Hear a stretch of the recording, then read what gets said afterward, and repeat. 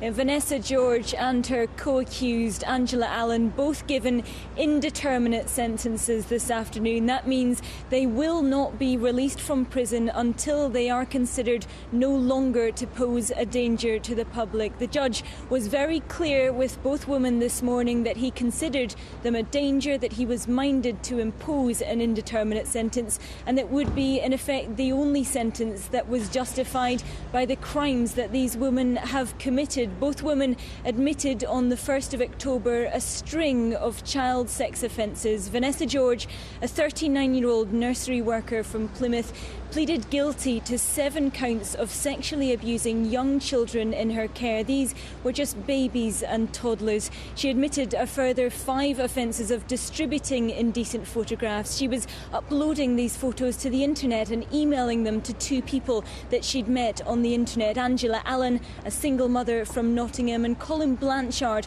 a married father from Bulwell in Lancashire. She admitted those offences. She admitted a further offence of making 124 indecent photographs of children. That gives you some idea of the scale of these charges.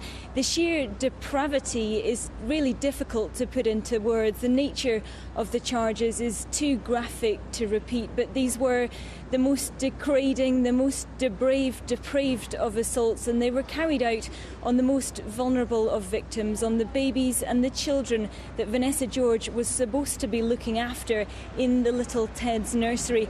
The court heard today that at any one time there were 10 small children in what they called the baby room at that nursery, where Vanessa George was a member of staff. She'd worked there for 3 years, and she was seen as a very trusted, a very valued member of the team. She was happy, she was bubbly, nothing was too much trouble for Vanessa George, and she would greet a lot of the children with nicknames. She called people "my little princess." She was very popular with the parents at the nursery, but the prosecution told the court today that all the while she was taking the opportunity to abuse these very young children. She said she thought she'd taken photos of all but 3 of them, that she would choose them at random, that she didn't know their names, and that she would go for the babies because they were the easiest. Now, that is the real cruelty of this case, that for the parents of children at the nursery, they still don't know whether their children were abused by Vanessa George. Police have managed to narrow it down to an extent. From an original extent of possibly 300 families involved,